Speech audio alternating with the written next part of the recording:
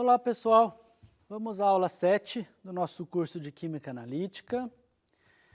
Falar um pouco de equilíbrio químico, mas hoje o aspecto mais prático do equilíbrio químico, principalmente de cálculo de pH, né?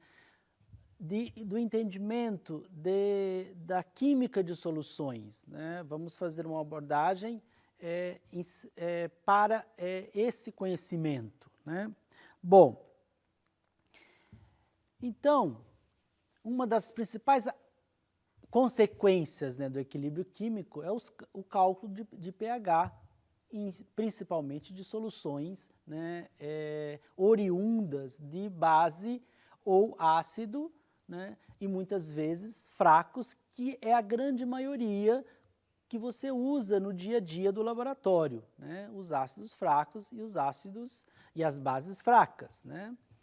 Bom, mas também, né, os ácidos fortes e as bases fortes também, mas não há complicação no cálculo de pH, né, do ácido forte ou da base forte. Por que não há complicação?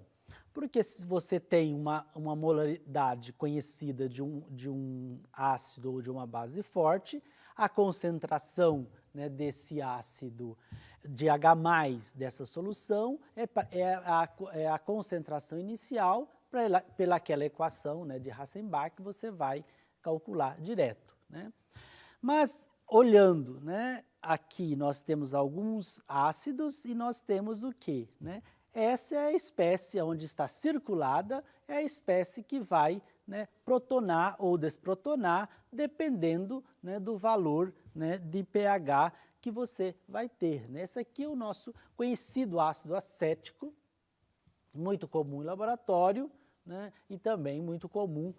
Ele é o componente bem diluído, né, do vinagre que nós utilizamos no dia a dia.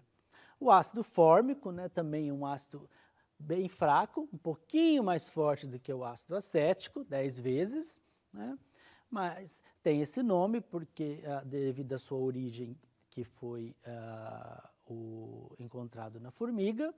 Ácido benzoico, né, extremamente utilizado no dia a dia de laboratório, na indústria alimentícia, e o hipocloroso, né, utilizado em limpezas e assim por diante. Então, aqui nós temos o quê? Ácidos fracos, né, que são os ácidos, né, que têm uma complexidade maior de você estimar o valor de pH, entender, né, o quanto você tem numa solução, na espécie molecular, como essa que está aqui, e a parte que vai estar ionizada, né? Bom, então, como você faz esses cálculos, né? Claro que existe maneiras de você simplificar esses cálculos, né? Mas vamos entender como nós fazemos esses cálculos de pH em soluções, né, de ácido fraco. O mesmo raciocínio vale para as bases fracas. Vocês poderiam perguntar, mas toda vez eu tenho que fazer esses cálculos? Não, o pHmetro, né, que é um equipamento de medida de valor de pH, faz isso para nós, né? Basta você calibrar, como eu já mencionei, ir lá e fazer a determinação. Mas o entendimento, né, de como acontece, como está essa reação, que faz, né, de você um químico, né, que você tem noção exata do conhecimento de como é feito esse cálculo. E esse conhecimento não é só para determinar o pH. O pH é a maneira, né, o valor de pH é uma maneira de você entender como a molécula se comporta numa solução, como é o equilíbrio dela, né? Como eu mostrei no slide anterior, você tem a forma molecular e como vai ser a espécie iônica. Lembre-se que as reações, na sua grande maioria, as reações ocorrem na sua forma iônica. Não são todas as reações, mas boa parte das reações ocorrem na forma iônica, né? Bom, então no equilíbrio, né, nós sabemos, né, de um ácido fraco, né, E lembrando sempre que nós temos que trabalhar em quê? Mol por litro. Concentração é mol por litro. Para determinar pH é mol por litro. Lembre que todas as equações foram determinadas em mol por litro, né? Pelas pessoas que desenvolveram essas teorias, né?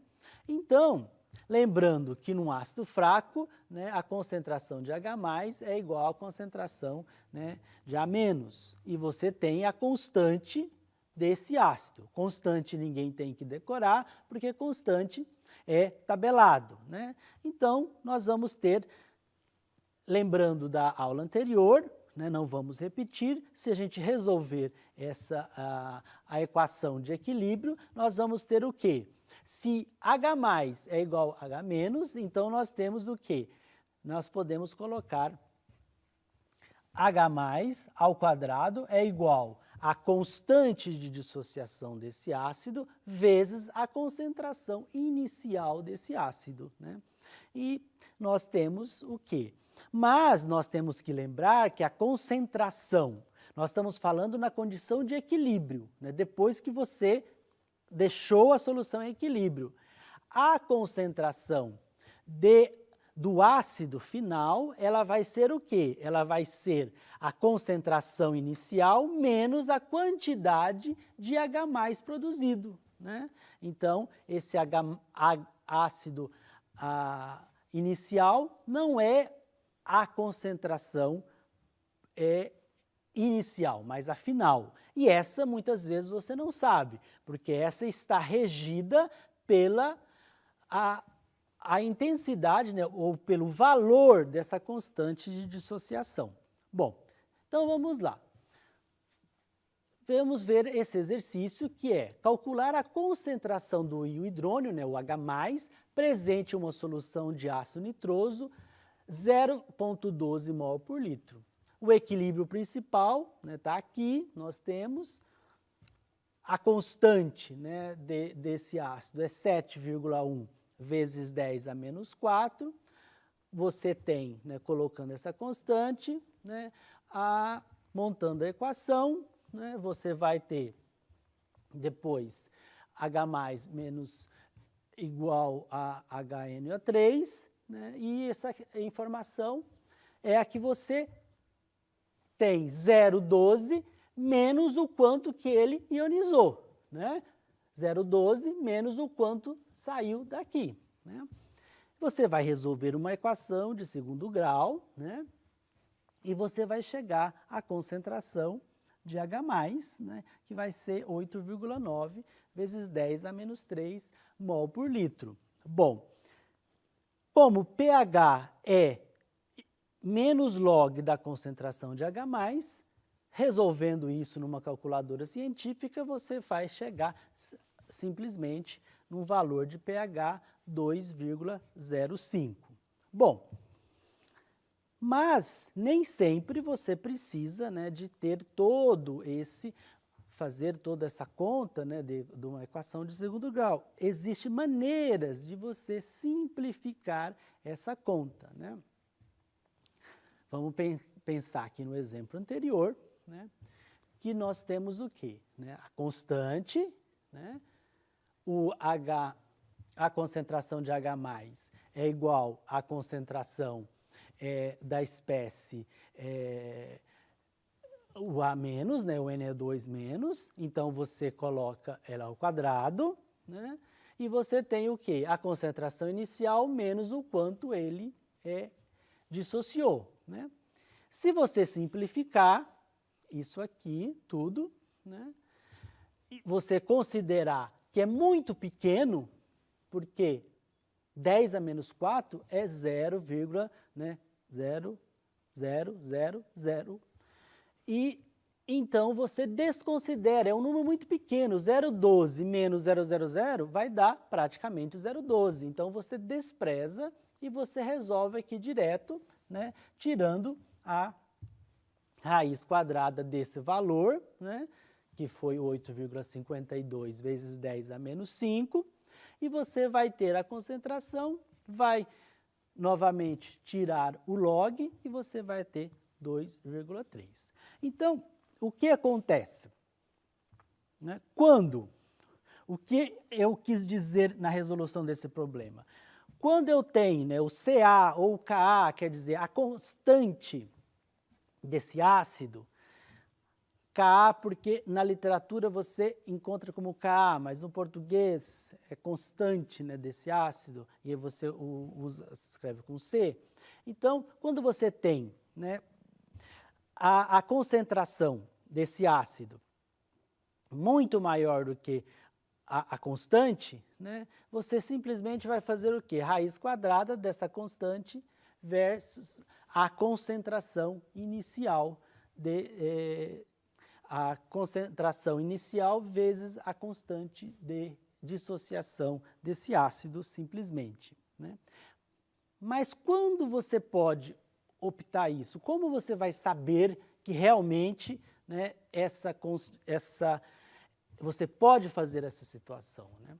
Então, para você fazer um cálculo, né, do valor de pH, né, ou da concentração hidrogeniônica dessa solução, o que você tem que analisar? Dividir a concentração, né, do seu ácido ou da sua base. Lembre que esse mesmo raciocínio vale para a base. Se eu dividir a concentração do meu ácido ou da minha base pela constante e der um valor igual ou maior a 1000, né, eu posso desprezar e fazer a forma simplificada. Se ele for maior, você faz, né, a forma simplificada, que é simplesmente essa aqui, né? Vai tirar a raiz quadrada da concentração inicial vezes a constante desse ácido ou dessa base. Se ela não for, né, maior ou igual a 1000, você vai fazer o cálculo empregando a equação completa, né? A equação completa, que é uma equação de segundo grau nesse formato que você vai ter ela aqui, né? Você vai ter geralmente numa equação de segundo grau você tem um valor negativo e um positivo, você desconta o negativo e resolve essa equação de segundo grau, né? E então isso é, como eu disse, para calcular o valor de pH, você pode ir no pH-metro, mas aqui é para você ter a noção, né, de como é que você tem os valores do quanto está ionizado ou não ionizado um ácido fraco ou uma base fraca, né? Bom, agora no exercício 2, né, nós vamos ver a concentração de hidróxido, né, de uma base fraca, que é, no caso, uma solução de amônia, 0,075, né? Nas situações das bases fracas, né, nós temos um agravante, não é um agravante, um cuidado a se tomar, porque nós temos a competição, né, da hidrólise da água. Então, nós temos que considerar a contribuição de OH- da água. Lembrando, né, que a água pode ser um ácido ou pode ser uma base e na situação normal, ela tem o quê? 10 a menos 7 mol por litro de OH-, né? Numa base fraca, que você tem também uma contribuição, são dois números extremamente pequenos que eles podem um interferir no outro. Então, nas bases fracas, nós temos que considerar, né, a hidrólise da água, né? Aqui, montando a equação, né, da constante de equilíbrio da amônia, né, que vai produzir o NH4 mais e o OH-, né, dividido pela concentração inicial de amônio, né, nós temos, e levando em consideração a hidrólise da água, né, que nós temos aqui a constante de hidrólise da água, que é 10 a menos 14, né? Porque o OH- 10 a menos 7, o H+ 10 a menos 7, né? Os dois juntos é 10 a menos 14. Maiores detalhes da hidrólise da água está no material de apoio que eu coloquei para vocês na página.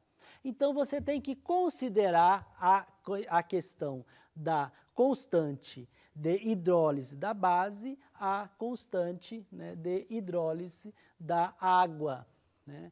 Então, a constante de ionização da amônia é 5,7, 10 a menos 10.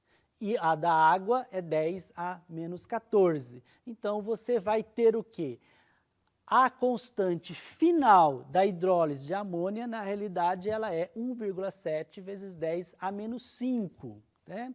Porque você tem a contribuição da hidrólise da água. Isso sempre vai acontecer com as bases fracas, né? Fazendo esse raciocínio, né, você vai poder fazer ou pela equação normal de segundo grau, ou você vai fazer pela equação simplificada e obter o mesmo resultado, né? Depois da explicação dos ácidos fracos e das bases fracas, e levando em consideração que a base fraca nós temos que sempre olhar a hidrólise, né, da água, quer dizer, a contribuição de OH- que a água fornece, né, nós temos uma série de categorias de sais, né, que vão ser importantes principalmente para o preparo de tampões. Lembrando que os tampões a gente parte dos sais, né?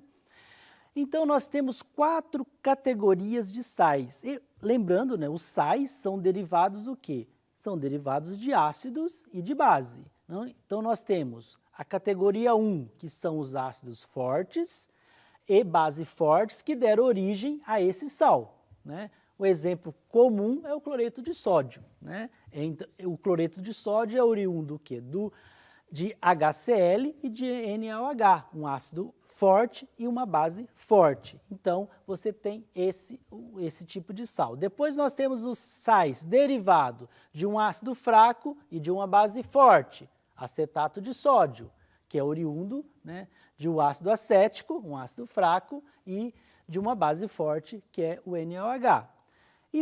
E depois também temos, né, sais derivados de ácido forte e base fraca, né? Cloreto de amônio, que é derivado o quê? De ácido clorídrico e de hidróxido de amônio.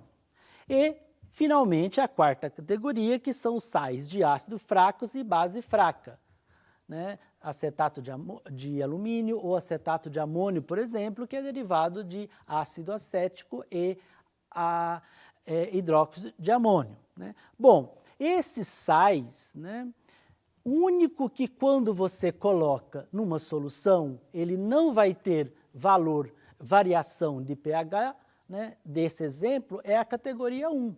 E aí nós podemos ver o cloreto de sódio. Todo mundo, né, coloca água com sal e ele não está ácido nem está base, ele está com a acidez da água. Se você colocar sal, né, no vinagre, tudo bem, aí você vai ter ele ácido, né? Mas na água ele não vai ter. Os outros vão ter variações de acidez, né? Se ele é da base forte, ele vai estar básico. Se ele é do ácido forte, ele vai estar ácido, tá? Então, esses são os cuidados que você tem que ter a preparar uma solução. Então, isso foi a aula de hoje. Muito obrigado a todos.